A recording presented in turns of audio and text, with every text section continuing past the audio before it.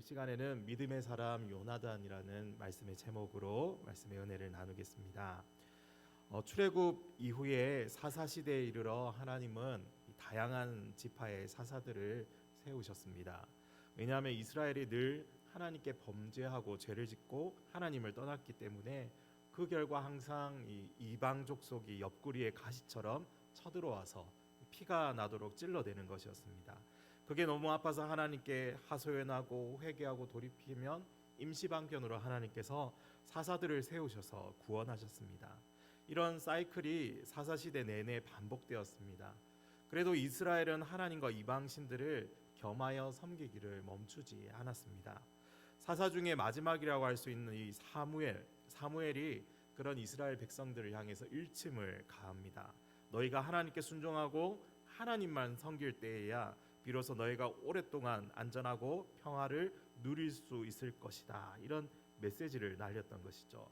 이게 사무엘상 7장에 있는 말씀인데요. 7장 3절 말씀입니다. 사무엘이 이스라엘 온 족속에게 말하여 이르되 만일 너희가 전심으로 여호와께 돌아오려거든 이방 신들과 아스다롯을 너희 중에서 제거하고 너희 마음을 여호와께로 향하여 그만을 섬기라. 그리하면 너희를 블레셋 사람의 손에서 건져 내시리라. 아멘. 그래서 그들은 이 미스바라는 곳에 모여서 함께 전심으로 결단하죠. 그러면서 하나님 앞에 회개하며 돌이키고 또 그 우상을 제거합니다. 그럴 때 하나님은 그들에게 큰 구원의 은혜를 베푸시고 블레셋을 향하여서 큰 우레를 발하시고 그들을 흩어버리셨습니다. 이런 큰 구원을 경험한 사람들이 감사하며 에베네살에는 그 기념비를 세우게 되죠. 그래서 후대에 하나님의 행하신 일을 이 은혜를 전하기 위해서 그 기념비를 세웠던 것입니다. 그런데 시간이 흐르자 이스라엘은 또 다른 생각을 품게 됩니다. 무엇입니까? 그들을 다스리는 눈에 보이지 않는 하나님 대신에 자기들을 다스려줄 그 눈에 보이는 이 인간 왕을 요구하는 것입니다. 왜냐하면 이스라엘을 향한 이방 족속들의 계속적인 침략과 압박 때문이겠죠. 대표적으로 블레셋이 그렇습니다. 그들의 영향력이 계속해서 커져가고 이 평야지대를 넘어서 산지에까지 미치게 됩니다. 이런 상황에서 이스라엘을 하나로 모으고 결집시키고 군대를 조직할 수 있는 이 강력한 리더십을 가진 이 지도자가 있었으면 좋겠다. 사사처럼 그냥 단기적으로 말고 다른 나라들처럼 쭉 장기적으로 우리를 이끌어 주었으면 좋겠다라는 이 생각을 가졌던 것이죠. 사사들은 잠깐 나와서 활동을 하지만 왕은 어떻습니까? 항상 있는 겁니다. 그 자리에. 위기 때에만 반짝하고 세워주시는 이 사사들만으로는 이 불안하다 그렇게 생각했던 것이죠. 그리고 사무엘이 그들의 내면을 사실 꿰뚫어 봤는데요. 그들은 진정한 왕이신 하나님보다 인간 왕의 다스림을 더 편하게 여겼던 것입니다. 그래서 이스라엘의 모든 장로들이 모여서 이 라마에 있는 사무엘을 찾아가죠. 그리고 이렇게 이야기합니다.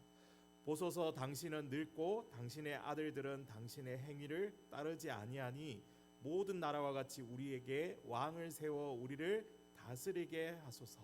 우리를 다스릴 왕을 주소서 하고 요구하기에 이르렀습니다. 이 사무엘은 설명을 하죠. 왕이 세워지면 이제 일어날 일들에 대해서 아주 살벌하게 이야기를 다 해주죠. 그런데 그들의 이 고집을 꺾을 수 없었습니다. 결국 사무엘은 하나님의 그 허락하심 아래에서 이 왕을 세우게 됩니다. 그게 바로 베냐민 지파의 사울입니다. 사실 베냐민은 이스라엘 지파 중에서도 가장 별 볼 일 없는 작은 지파입니다. 가나안에 들어와서 땅을 분배받을 때에도 사실 가장 이 적은 수의 성을 받은 지파들 중에 하나죠.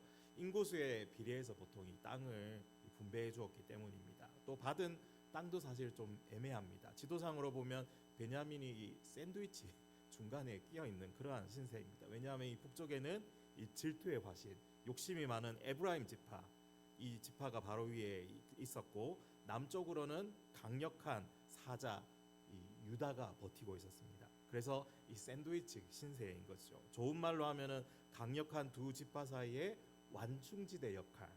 이 실제로는 새우등 신세. 지금으로 치자면 인도와 중국 사이에 끼어 있는 그 티벳 같은 그런 느낌으로 보면 어떨까 싶습니다. 그런데 이 놀랍고 이 놀라운 사실은 이런 작고 작은 베냐민 지파가 사사 시대에는 분열을 일으켰다는 것이죠. 그것도 11지파를 상대로 맞짱을 뜬 겁니다. 베냐민 지파가 일으킨 이 내전이라고 하죠. 이 내전에서 초기 전황이 베냐민이 압도적인 승리를 거두었습니다. 초기에 이 특수 병종이라고 할 수 있는 그 왼손잡이 투석을 던지는 이 특공대가 이 전장을 지배했기 때문입니다. 하지만 이스라엘 나머지 족속들이 정신을 차리고 패배했으니까 하나님께 막 부르짖으면서 다시 베냐민과 붙게 되고 결국 이 베냐민이 대패하게 됩니다. 이 당시 대부분의 남자들이 전쟁터에서 전사하거나 도망치다가 죽었습니다. 확인해 보니까 남은 남자들이 도망가서 이 숨은 남자들이 600명밖에 남지 않았습니다. 나머지 또 베냐민 지파의 성읍에 있던 사람들 남녀노소 할 것 없이 다 전멸했습니다. 이스라엘의 분노가 아주 컸기 때문에 그랬습니다. 조금만 더 몰아붙였다면 아예 멸족이 될 뻔했다. 이 지파 하나가 없어져 버릴 뻔했다. 그렇게 이스라엘이 이렇게 이제 심각하게 이 일에 대해서 생각하게 되고 전후 처리를 하게 되죠. 베냐민 족속 다시 살리기 프로젝트를 진행합니다. 그래서 일명 그 실로라는 땅에 베냐민 총각 결혼시키기 이 프로젝트를 이렇게 실행하죠. 왜냐하면은 이스라엘이 전쟁 중에 독한 마음을 품고는 우리 지파들에서는 다시는 이 베냐민 지파에게 딸을 주지 않겠다. 이 맹세를 했기 때문입니다. 지금 베냐민 지파에는 600명의 남자밖에 안 남은 겁니다. 그래서 이 맹세를 우회하는 이 잔꾀를 쓴 것이죠. 이게 바로 이 사사시대 말기에 베냐민 지파가 가진 처참한 모습입니다. 왜 사울이 자신을 꽁꽁 숨겼는지, 왜 그렇게 자신이 없었는지 이런 역사를 보면 이해할 수가 있습니다. 상황이 이렇다 보니까 처음 사울이 왕으로 뽑히고 나서 어떤 대우를 받았습니까? 왕이 되었음에도 불구하고 인정받지 못했습니다. 불량한 사람들은 이 왕을 아예 대놓고 무시하고 조롱하면서 떠나갔습니다. 흩어진 것이죠. 그렇지만 우리는 사울이 왕으로 뽑힌 것에는 다 하나님의 계획과 뜻이 있음을 생각해 볼 수 있습니다. 하나님은 왜 이렇게 약하고 약한 지파에서 왕을 선택하셨을까? 하나님은 왜 강력한 에브라임과 유다 지파에서 이 왕을 뽑지 않으시고 가장 작고 보잘것없는 이 지파에서 왕을 뽑으셨을까? 우리가 하나님의 뜻을 다 알 수는 없지만 한 가지 분명한 사실은 우리 하나님은 항상 연약한 자를 들어 쓰시는 하나님이셨습니다. 하나님의 놀라운 일들을 이루어 가시는 데에는 뛰어나고 탁월한 사람, 그런 지파 족속을 사용하지 않으시면서 저 변방에 촌동네에 아무도 알지 못하는 양치기 청년을 데려오기도 하시고 광야 어딘가에 숨어서 살아가는 촌부를 세상에서 가장 강력한 나라에 보내어서 자기 백성을 데리고 나오기도 하십니다. 예루살렘 성전에 있는 제사장이 아니라 저기 변방에 그 갈릴리 호숫가에 물고기나 잡던 어부들과 사람들에게 괄시받던 그 세리, 그들을 부르셔서 세상 어떤 권력으로도 없앨 수 없는 하나님의 교회가 세워지게 하셨던 것이죠. 하나님은 잘난 자들이 아니라 이름 없는 자들, 보잘것없고 약한 사람들을 사용하셔서 하나님의 능력이 얼마나 탁월하며 위대하신지 시대마다 놀라운 이 메시지를 던지고 계셨던 것입니다. 그들을 통해서 역사의 물줄기를 바꾸시는 일들이 얼마나 이 다양하게 자주 일어났는지 모릅니다. 지극히 작고 연약한 성도 여러분, 지극히 작고 연약한 성도 여러분, 우리를 붙드시고 사용하시는 그 하나님의 놀라운 은혜와 그 능력의 손을 날마다 의지하며 살아가는 저와 여러분 되시기를 간절히 소원합니다. 이렇게 사울이 왕이 되고 얼마 지나지 않아서 왕의 능력과 자질을 시험하는 첫 번째 무대가 이제 마련됩니다. 암몬 족속이 쳐들어왔습니다. 요단 동편에 있던 이 암몬 자손이 베냐민의 그 외가 친척이라고 할 수 있는 이 야베스 길르앗을 타겟으로 침략해 들어온 겁니다. 이 전쟁의 주인공이 나중에 우리 최근에 이제 날셈 하면서 또 들으셨겠지만 다윗이 왕이 되고 나서 한 번 더 언급되는 사람입니다. 바로 암몬 왕 나하스, 이 나하스가 벌인 전쟁입니다.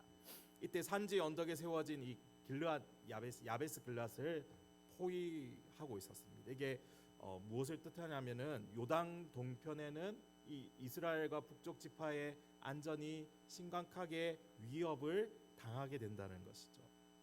그래서 이제 새롭게 임명된 왕은 산악지대, 그 산악지 고원지대 안전을 책임지기 위해서 군사를 모으면서 이 북쪽으로 향했습니다. 사무엘상 11장이 이 전투에 대해서 이제 다루고 있는데요. 사울이 왕이 되어서 처음으로 이 수행한 전쟁입니다. 어떻게 되었을까요? 큰 승리와 성공을 거두게 됩니다. 사울 왕이 처음으로 출전해서 요단 동편을 이방 민족으로부터 구원한 그 전쟁이 되었습니다. 그래서 아주 큰 의미가 있었습니다.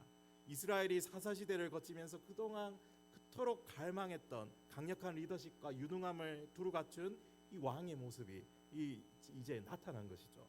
전쟁에서 승리한 후 이스라엘은 다시 한번 이 길갈로 모이게 됩니다. 뭐 하려고 모였을까요? 사울을 이번에 제대로 왕으로 세우고자 모인 겁니다. 그래서 다시 사울에게 기름을 붓고 왕으로 세웁니다. 그리고 예전에 사울이 왕이 되는 걸 빈정거리고 반대했던 사람들을 찾아서 우리 죽여버리자 말할 정도로 이 분위기가 확 고조되었습니다.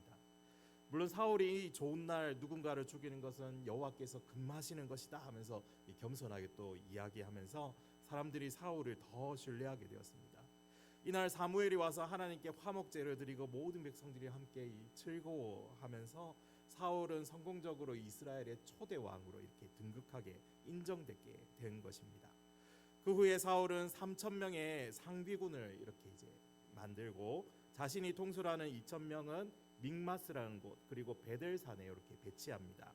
그리고 나머지 1,000명은 자기 아들 요나단에게 맡겨서 베냐민 기브아를 이렇게 이제 방어하게 합니다. 그런데 그 이후 암몬 왕 나하스보다 더 큰 이 먹구름이 몰려오게 되는데 무엇인가 하면 바로 블레셋 족속이 이제 전면으로 등장하는 것이죠. 이 에베네셀 전쟁 이후에 다시 머리를 들이밀기 시작합니다. 이 블레셋은 그야말로 강력한 철기 문화를 가지고 있습니다. 이 반면에 이스라엘은 청동기 무기 쓰고 있는 거죠. 지금 아직 이 야금술에서 아직 밀리는 겁니다. 일례로 사울과 요나단 말고는 이 철로 만든 무기도 제대로 없었던 것이 이스라엘의 현실입니다. 또 이스라엘의 농기구를 이제 철로 만든 농기구를 고치기 위해서는 이 블레셋 지역의 대장간에 가야만 고칠 수 있었다고 합니다. 기술적으로 블레셋에게 뒤처져 있고 이런 전략적인 무기들을 철저하게 블레셋이 통제하고 있었기 때문에 이 격차가 클 수밖에 없었습니다. 이렇게 블레셋 족속이 서서히 이스라엘 진영으로 이렇게 침투해 들어오고 전략적으로 중요한 베냐민 지파 이 고원지대로 집중하게 됩니다. 이 고원이 사실상 가장 강력한 지파인 에브라임과 유다 이 완충지대라고 이렇게 말씀드렸죠. 그래서 이 지역이야말로 이 블레셋이 산지에 위치한 이스라엘을 통제해서 쳐들어가기 위한 가장 효율적인 장소입니다. 그리고 이곳은 이 사울과 관련된 이제 또 고향이기도 하죠. 마침내 피할 수 없는 블레셋과의 충돌이 중앙 베냐민 고원과 주변 지역에 이제 발생하게 됩니다. 이 첫 충돌은 사울의 아들 요나단으로부터 시작되게 되죠. 요나단이 계속해서 압박하는 그 블레셋에 맞서서 게바에서 그들의 이제 수비대를 이제 공격하면서 이 전쟁이 시작됩니다. 사울 왕은 즉시 이 나팔을 불어서 이 블레셋이 난리를 치니까 이제 사람들 모으고 진영을 갖추고 이렇게 오니까 길갈로 이스라엘을 소집하고 전쟁을 준비하게 됩니다. 그래서 많은 사람들이 길갈로 모여들었습니다. 그런데 블레셋이 수많은 군사들로 진을 치고 있는 것 그리고 번쩍번쩍한 그 갑옷과 칼과 창을 보고는 그들의 이 간담이 서늘해진 겁니다. 이스라엘 백성이. 그래서 많은 이스라엘 사람들이 두려움을 견디지 못하고 도망쳐 버립니다. 성경에서 묘사하는 거 보면 아주 상황이 심각했습니다. 이스라엘의 모습이 마치 그 겁먹은 토끼와 같았습니다. 굴이나 수풀이나 바위 틈이나 은밀한 곳과 웅덩이에 숨어들었습니다. 더 심한 경우에는 요단강을 건너서 동편에 있는 갓 지파의 땅으로 도망간 사람도 있고 북쪽의 길르앗까지 도망간 사람들도 있었다고 합니다. 이렇게 사울 왕을 중심으로 모였던 백성들이 어떻게 되는 것입니까? 흩어져 버리는 것이죠. 사울이 남은 사람들을 세어보니까 다 도망가고 600명 남았습니다. 아까 3,000명의 상비군이 있다고 했는데 이들조차도 아마 도망간 것이 아닐까 그렇게 생각이 됩니다. 여기 남아있는 이 600명 아까 사사시대 베냐민 내전에서 겨우 살아남았던 사람 몇 명입니까? 600명 똑같습니다. 이 죽음의 공포에 떨고 있었던 그 베냐민 사람들과 똑같은 숫자, 우연 같지만 우연이 아닌 것 같은 이들의 마음은 시대를 초월해서 아마 동일했을 겁니다. 두려움, 공포, 왕이 세워졌지만 또다시 사사시대처럼 반복될 것 같은 그런 이제 불행의 그림자가 보였던 것이죠. 이렇게 백성들이 흩어지는 것을 안타깝게 지켜보면서 사울은 왕이지만 사실 아무것도 할 수가 없었습니다. 사울은 이 당시에 사무엘의 명령대로 이 7일을 기다려야 했습니다. 사무엘이 오기만을 기다려도 그런데 오지 않는 겁니다. 이게 사무엘상 10장이랑 관련되어 있는 말씀인데요. 처음에 사울이 모았던 이 3천 명의 상비군은 고지되었던 믹마스와 게바와 베델산 이렇게 세 곳에 배치해 두었는데 나중에 블레셋이 이제 손쉽게 그 전략적 요충지 좀 높은 곳 믹마스를 차지해 버렸죠. 사울이 있었던 그 믹마스를 차지해 버렸죠. 왜냐하면 하나님께서 사울에게 길갈로 내려가서 사무엘이 오기를 기다리라고 하셨기 때문에. 이 적군은 강했고 아군은 약하고 지리적으로도 불리하고 시간이 갈수록 아군에서는 탈영병들이 속출합니다. 이제 600명도 남지 않았죠. 그런데 아무리 기다려도 사무엘이 나타나지 않는 겁니다. 약속한 7일째가 지나게 되어도 사무엘이 오지 않자 사울은 어떻게 합니까? 자기 생각대로 하기로 결정한 겁니다. 기다리는 것을 포기합니다. 상황이 악화되니까 내가 직접 해결하기 위해서 그가 나섰던 것이죠. 사울은 끝까지 하나님을 신뢰하지 못하고 사무엘이 드려야 할 그 제사를 직접 하나님께 본인이 드리게 되는 겁니다. 제사장이 아니면 할 수 없는 일을 자기 마음대로 내가 왕이니까 해버리게 된 것이죠.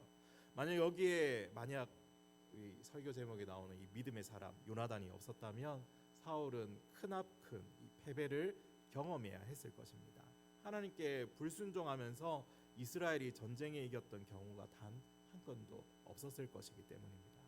우리는 사울이 처음 왕이 되었을 때 얼마나 겸손했는지 그 모습을 떠올릴 수 있습니다.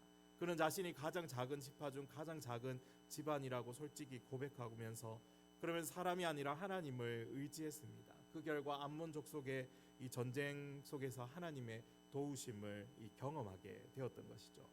그런데 사울이 이번에는 하나님의 그 테스트를 견디지 못했습니다. 하나님께서 기다리라 하셨지만 순종하지 못하게 됩니다. 여러분 이게 작은 일 같지만 결코 작은 일이 아니게 됩니다. 이 일이 시작이 되어서 이후에 사울이요 계속해서 자기 길을 가게 되는 겁니다. 하나님 말씀에 순종하지 않고 자기 소견에 옳은 대로 계속해서 가는 그 사울의 모습을 우리가 이후에 계속 발견하게 되는 것이죠. 이게 뭐냐면 결국 스스로 왕이 되어버린 것입니다. 이스라엘의 진정한 왕은 하나님이신데 그걸 잊어버린 순간 자기가 왕이 되어버리는 것이죠. 더 이상 하나님이 그의 주인이 아니게 된 것입니다. 사랑하는 성도 여러분, 하나님이 요구하시는 이스라엘 왕의 진정한 모습이 무엇이겠습니까? 하나님을 진정으로 사랑하고 그분만을 왕으로 인정하고 섬기는 겁니다. 주님 말씀에 순종하면서 맡겨주신 그 백성들을 잘 이렇게 섬기는 것이 왕입니다. 이것이 사울을 이어서 왕이 된 다윗이 보여주었던 모습이죠. 그리고 이것은 왕정 제도를 세우기 전에 사무엘이 설명했던 왕이 되는 요건입니다.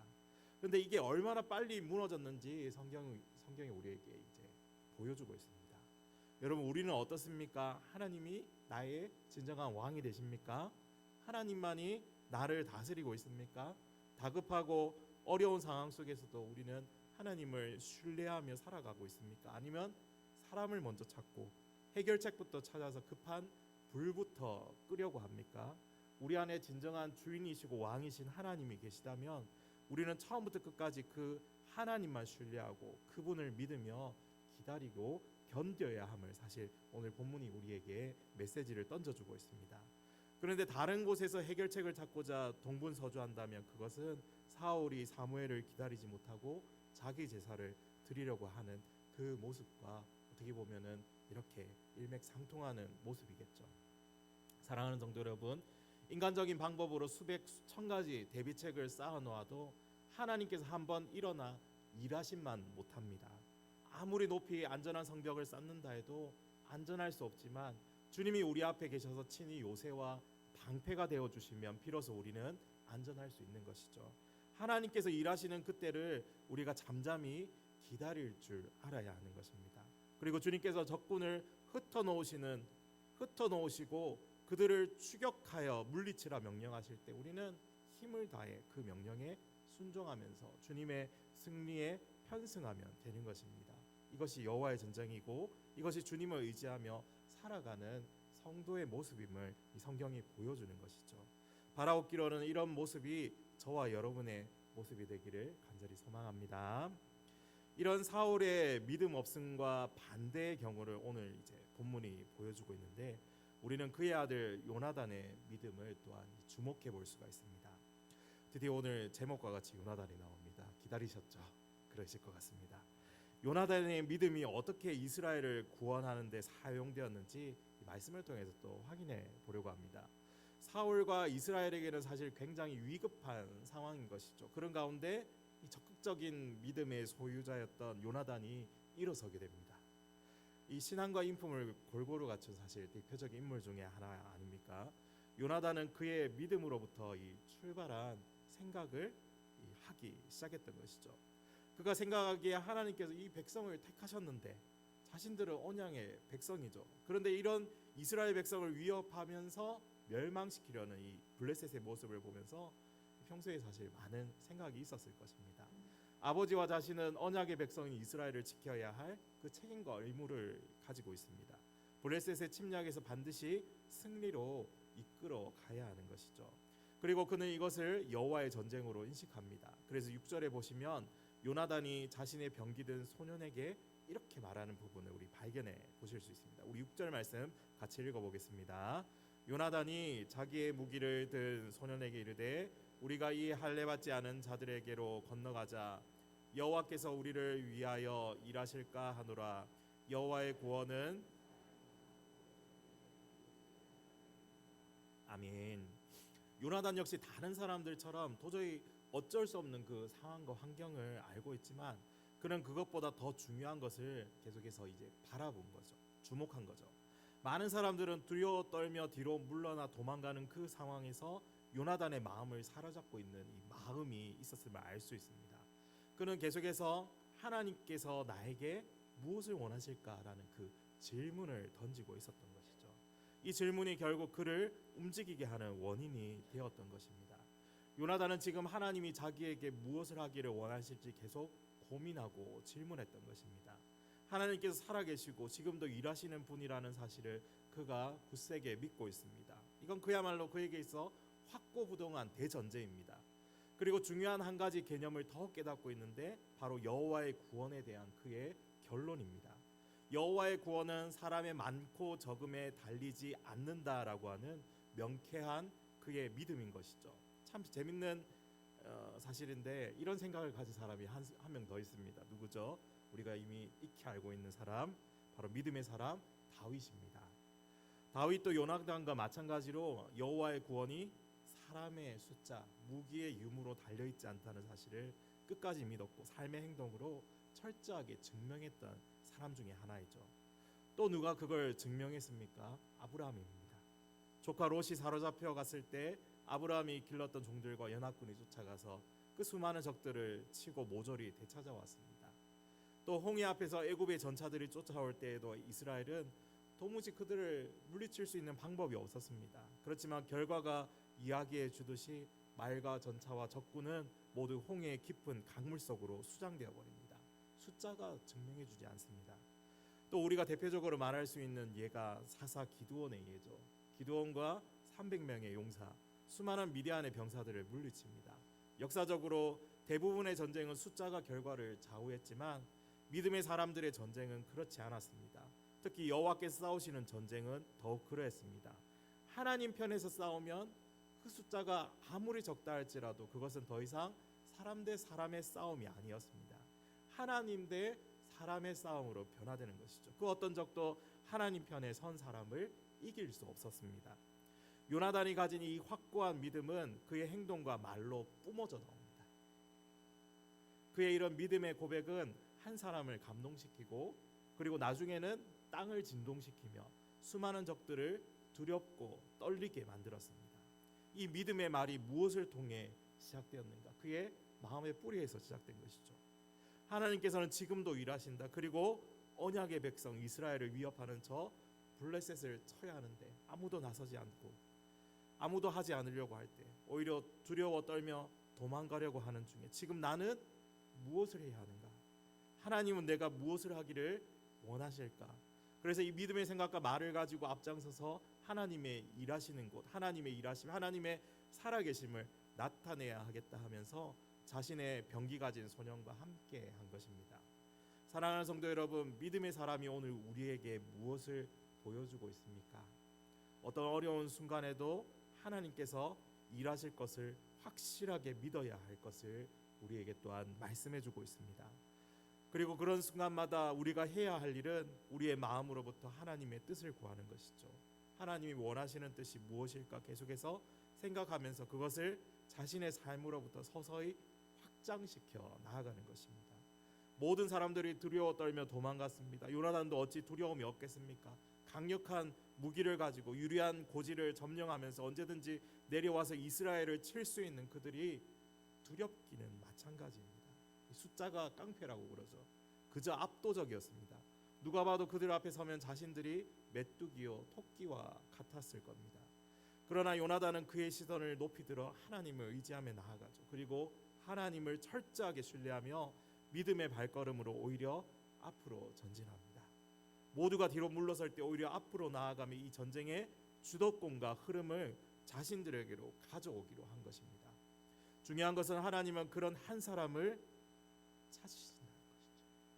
연약한 자, 그러나 믿음을 가지고 나오는 자, 그런 사람을 통하여 일하시기를 원하신다는 것이죠. 그래서 믿음의 사람 요나단을 통하여 하나님께서 일하십니다. 하나님을 의지하며 하나님께서 나의 이런 약함을 통해 일하시도록 일어선 한 사람을 하나님이 외면치 않으셨습니다. 그리고 그런 작은 한 사람을 통해서 정말로 전쟁의 흐름과 주도권이 바뀌게 되어버립니다. 블레셋이 절대적으로 유리했던 전쟁의 흐름이 단 한 사람, 단 한 번의 도약으로 이스라엘에게로 돌아온 것입니다. 물론 우리는 이 무모함과 믿음을 구별할 수 있어야 합니다. 나의 용기를 입증하려는 것 무모함입니다. 적들에게 내 칼 솜씨를 자랑하려는 것 무모함이죠. 내가 이렇게 절박하니까 하늘도 나를 돕지 않을까? 역시 무모함입니다. 그러나 믿음은 무엇입니까? 모든 가능성을 하나님께 열어두는 것입니다. 구원은 사람이 많고 적음에 달려있지 않다는 이 고백은 모든 승패는 하나님께 달려있음을 확신하는 것이죠. 믿음의 고백인 것이죠. 또한 요나단은 하나님의 신호를 기다립니다. 우리가 만일 적에게 보일 때 그들이 활이나 창을 던지는 게 아니라 올라오라고 하면 이건 하나님이 우리에게 주신 신호다. 그렇게 소년에게 이야기하면서 함께 가는 것이죠. 순간적인 감정을 따라가는 것이 아니라 하나님의 사인을 기다리고 움직이는 그 믿음이 그 속에 있었습니다.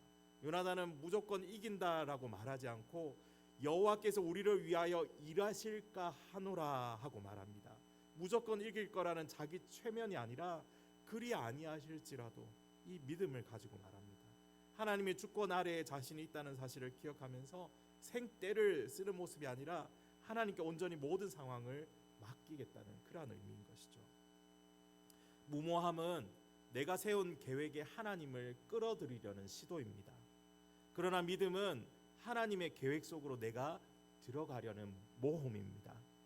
절벽을 기어 올라가기 전에 이미 마음속으로 하나님이 허락하시면 이 일이 진행되고 아니면 멈추겠다는 마음이 그 속에 있었던 것입니다. 사울이 길갈에서 자기 스스로 제사를 드린 것이 불안해서 나온 무모함이었다면 요나단의 이 돌격은 하나님을 향한 믿음과 신뢰에서 나온 모험이었습니다. 요나단의 이런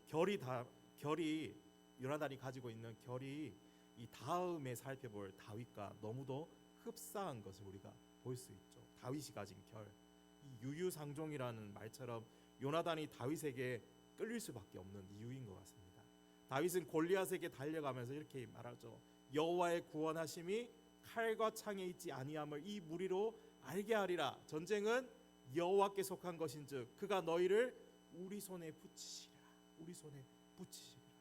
이러한 마음으로 요나단과 한 무명의 소년이 협곡을 지나 절벽을 오르고 거인에게로 나아갔던 것입니다. 사랑하는 성도 여러분, 믿음은 시간이 흐를수록 자연스럽게 더 많이 생기는 것이 아닌 것 같습니다. 사울은 시간이 지날수록 믿음이 흐려지고 망가집니다.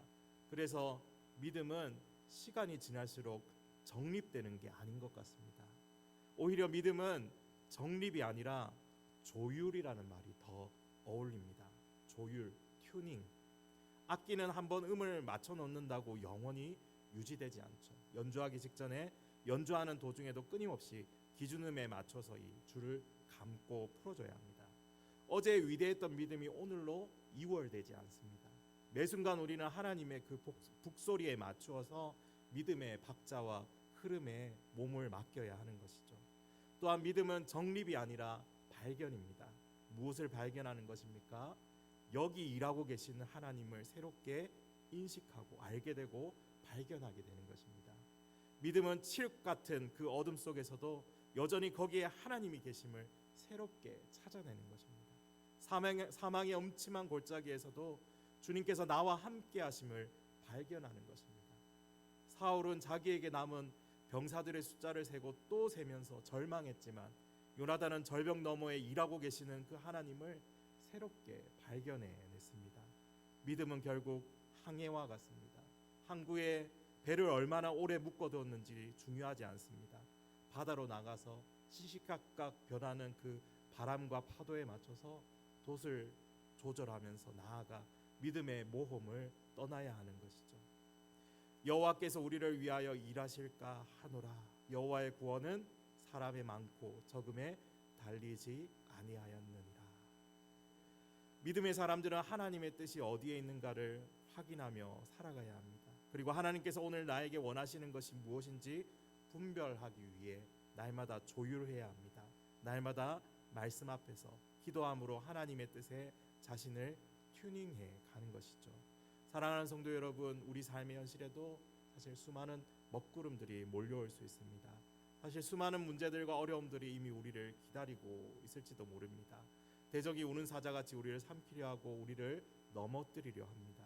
이스라엘을 둘러싸고 일어났던 그 모든 일들이 오늘 우리의 현실 속에서도 일어납니다. 그럴 때 우리 안에도 요나단이 가졌던 그 질문이 필요합니다.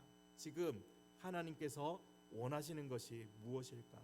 이 일을 통해서 내가 무엇을 하기를 원하실까? 분명 믿음으로 한 걸음 더 치고 나가기를 원하실 텐데 그 한 걸음이 무엇일까? 내 기분, 내 감정, 내 자아, 내 욕심, 내 자랑이 아니라 하나님의 사인, 하나님의 신호가 무엇일까?